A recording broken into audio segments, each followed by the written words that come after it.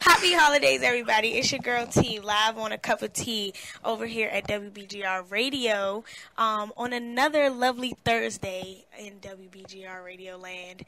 I am here with Mr. E.B.O. Beard Butter himself, and we're going to get into his business and what he's up to in the beard world. As you know, this is the Bearded Christmas, so make sure that you hashtag the Bearded Christmas the entire show. You can find me on Facebook under my government name, Edward Oliver. You can check out the business page on Facebook at E.B.O. Beard Butter, E.B.O. Beard Butter on Facebook.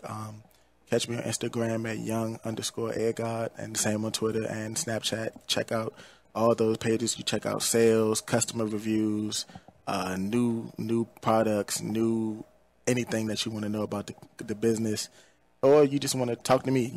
I'm always on any one of those things at any given time. You got to introduce yourself as well so people know who you are, tuned in with everybody. Okay. Yeah, my name is Stanley Berry. I'm from D.C. Okay. I'm a writer, performer, a little bit of everything, And he's hanging out with us in the studio today as well. He has a beard himself. So so we're going to talk about his beard journey as well. So we're not going to leave him out. And he got some good stuff that he's going to bring back hopefully next month or in February. So we shall see how we go about that, right? My brother, my Sigma brother that bought from you, he said, "Hey, I'm listening to you, shawty. Tell that man that E.B.O. Beard Butter does wonders." So, I threw that plug out there one day because he always comes to me about the beard product. So, shout out to you, brother. Let it snow. Y'all want me to sing to y'all? I can't do that. Nah. No. Oh, really, though? I'm trying to. He just tried to play me. What if I knew how to sing for real? I wish. If I could sing, man, what? I'd be singing. I wouldn't care about the beard. I'd just be singing. I'd be You'd singing. just be singing? I wouldn't even. What? You singing gotta do both. Singing and That's have what a beard? I'm saying. You gotta have a beard, then sing as well. That's too much. I don't think God would let me have that. You can't win them all. Can't have all them talents. Cannot have them all. Can't be like, what'd you say? Go ahead and say it. Can't win them all. Another one. Another one. So yeah, this is Mr. E.B.O. Beard Butter and his Brody in the building. Of course, who is actually a user of E.B.O. Beard Butter. That made you sound like a drug addict. But it's addictive the way it does the beard, And that's a good thing. It should be, because this is your business and it gotta flourish. So let's start with, where did E.B.O. Beard Butter start? What happened? What made you say, I want to do this? Like, where did this all start? Basically, it started in my house. Where what happened was I grew my beard. I started growing my beard in 2012, like summer 2012, because I knew it was about to get cold, and I said I don't want to cut it. It get too cold in DC. Don't say the word cut around me, I'll cry. Oh, I'm sorry. Well, I didn't want to cut it, and I just got tired of just getting it cut or trying. Being in school, it's hard to find a barber. Right. So I was like, okay, I might as well just let it grow. It's going to get cold, and my face gets cold. So, I just started letting it grow, but it wasn't growing how I needed it to grow, where it was, but it didn't have that look I wanted it to have. So, I began just checking out, like, what kind of products out here, and, I bought some, used it, realized it wasn't catered to black men. Okay. You know what I mean? And it was a good product, but not for our type of hair, for my type of hair. Okay. So, my mom, she's into, making shea butters, soaps, and all type of organic stuff. So I asked her, what's good for hair? Can I come out with something? And we just, she really gave me the blueprint. She helped me, just play around with it. And it was really just something I was doing for myself. And, after a while, I was just like, well, people like, you should sell it, try it out. And I just was hesitant. I was hesitant for, a few months, probably. I started playing with it in about May of 2014. And November came, and that's when I really just started selling it. And he was the first person to ever buy it from me. Okay. He was the first person to come to my house and say, all right, and gave me cash. And, we took a picture, and how I started doing it, just, doing it out the house. And took off from there. So it really been a snowball effect from November 2014 till today, present day, and it's been really successful. I've been happy, because I've been able to get my product not just across the United States, or not just in this area. I've shipped to Australia. That's the first place I shipped to outside of the country. You know, shouts out to Down Under. The land Down Under, yes. I always wanted. My goal is to go everywhere I ship to. That's nice. So I've shipped to Australia. And then you can do a meet and greet and be like, "Hey, and I'm here. I got the products right here. No shipping costs. No shipping. I'm here." And I've shipped to Great Britain, Canada, neighbor to the north, and then my buddy, he's from Namibia, I believe I'm pronouncing it right, in Africa. Okay. And he came here for school, and then he left and went back for college. So he bought some, but, you know, other people bought some. And it's like they don't even think twice about the shipping. And the shipping from here to there is like close to $30, $40. Wow. And they didn't care. They bought it. And Canada's been really supportive. But then outside of that, you know, all over the country, 40 out of the 50 states, I done got to 40. You know, over 300 different cities. And it's just been good because I finally realized that, like, people really believe in what I'm doing. And not only that, the product is good. They like the product. Then I talk to people, you know, via social media or, you know, and local people, they come pick it up from me and they talk to me and they just realize what type of person I am. They like, you know, they like what I do and what I stand for outside of just selling your product. Because I want people to feel like when they buy things from me, I'm just not taking your money and go. I want you to understand, like, you buy from me, but I'm appreciative because you don't have to, regardless if my product is only $10, that's your $10. You didn't have to spend that with me. You could have went and bought Chipotle, double chicken, whatever you wanted. You could have went to go to Chipotle. You could have went anywhere you wanted, but the fact that you came to buy this product for me, for yourself, or a female comes to buy it for me for her boyfriend, for her brother, her dad, whoever it is, it's just, I appreciate it because, like I said, without customers, you don't have a business. I can be here with all the beer butter in the world, but if people don't come buy from me, I just have the product. And then I realized, not just realized, but just one thing I knew, if people don't like the service they get, regardless if you have something nice, they won't come back. Snowball effect. Yeah, they won't come back. You know, I could say somebody could buy from me and I just have a terrible attitude with them, a terrible customer service. And they say, okay, I spent $10, I lost my $10. I don't like this guy. I'm never going to buy it again. But it hasn't been that way. It's just good, I guess, for me really to be able to, for the fact that I came up with something just in the comfort of my home and with the help from my mother and my friends, my family, that I've been able to do this. To me, a year is long. For 1 month, it was long. So, you know, and to see that how it progressed, because it was slow in the beginning. It went from like, oh, I'm just happy to get 2 orders in a couple days. I was just happy somebody ordered 1 today. To now I'm getting 5, 6 orders a day, you know, and each order doesn't mean one jar. Somebody said, I want 5, I want 3, I want 2. And it's almost overwhelming because you just sitting there thinking like, man, this time a year ago, I was still wondering what I'm going to do. Last year, we were just talking one night and we just decided that let's go feed the homeless. Like, it wasn't really a reason or a plan. We just got out. He picked me up in his truck and we just went out and we was like, I don't know, what we going to feed him?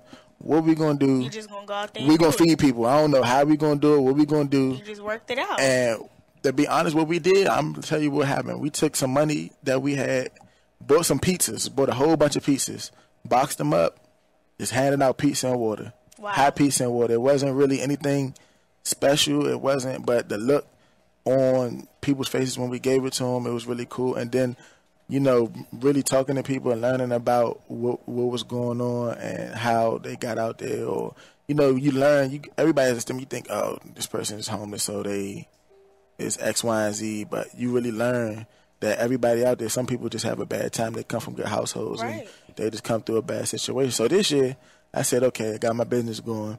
I'm going to take it and make this special one. But all the proceeds, every jar I sell, $10 a jar, every jar I sell, we're going to take it. I'm going to take that money and use majority of the proceeds to go and buy food and things. And what we did, you know, me, him, about 14 of us. It was at my grandma's house the Friday before we did it. We made about 100 sandwiches. I think we broke the record. We made about 100 sandwiches. Sandwich life. Turkey sandwiches. We made 100 turkey sandwiches in about... Ladies, if you need somebody to make you a sandwich, you know who to go to. They on it. We made about 120 sandwiches in like an hour and a half. It was just me and him. Then we bagged up. We had like those gallon Ziploc bags. It had chips, a honey bun, applesauce, crackers, and a moist towelette, so you know you can wipe your hands, wipe your face, and then alongside with that, you get all that, a sandwich, and you get a water, and you get apple juice. Because when we hit the streets, we hit the city, you know, we took the money from that. My brother put up money, my other brother put up money, and my other friends donated, bought coats, and just did time. Wow. You know what I mean? And what we did, it was cool because we touched people. And we was out, and the guy asked us, he said, what church organization are y'all from, or where y'all from? We said, we from D.C. Right. He was asking, like, no, are y'all from... And we said, no, we don't have no name. We just go out, and we just say, look... just here. We know... yeah, we just helping out, because at the end of the day, everybody's pretty much one step away from it. It don't matter. Like, a lot of people, if your house burned down or things like that, you know what I mean? You never know. You know, everybody needs help. But I have a caller calling all the way long distance. My great friend, the Silverback, as we call him on Instagram, and he is one of my favorite bearded men. He plays a lot of bearded games, runs a lot of bearded pages on Instagram. So we're going to talk to him about the fascination of beards and where this, you know, pognophile lifestyle came from. Because if y'all didn't know, I am a pognophile, which means I'm very fond of beards. I'm probably going to go to jail one day. There's a word for that. But y'all y'all gonna bail me out with the proceeds of E.B.O beard butter, right? Hey, y'all got me. Look at me like I can't make no promises. So, caller, Mr. Silverback, how are you doing today? I'm blessed, love. How are you? I'm doing good. So tell the people who you are and what you are up to these days on the IG world, and then we can talk about your bearded journey. My Instagram name is the Silverback OG. God, I don't even know how long I've been on Instagram. One of my followers, God, it feels like 100 years ago, said I should enter some beard contest on the beard page. I had no idea what she was talking about. And I was like, yeah, take my picture and do whatever. Right. And then, you know, I was in some contest, and then I started getting into the beard pages. And at the time, there was, like, I want to say 5, all around the same size, same activity level. Right. And now, you know, if you throw a rock, you get a beard page on Instagram. Right. And a lot of them are just taking up space and using a beard as a reason to have followers. But absolutely. So we gotta get you some E.B.O beard butter too. I was gonna say, how come nobody ever sent me any? I don't know, but now you know. So you have to follow my man E.B.O beard butter so that y'all can link up and get some. I got dab on them folks, and then we got some fancy stuff. We got some. You say it because I don't. It's called Anjou pear. Anjou pear. It's French. It's French. So wait, stop. Run that back. You using Anjou pear in the beard butter? That's the scent we got, a pear smell, and I wanted to use that name. It smells real good too. I'm about to smell it again. Let me smell it. Well, I'm curious because I actually sell. Technically, I sell fresh produce for a living. I've been selling fruit and vegetables my entire grown life. So when you said Anjou pear, I'm like, oh, somebody actually knows what they're talking about. Yeah, I like. So you gonna send me some fruit, and we're gonna send you some beard butter. Hey, I would do. Wait, slow down. I'm trying to get the beard butter. You working 2 different deals at the same time. So we gotta get you some, man.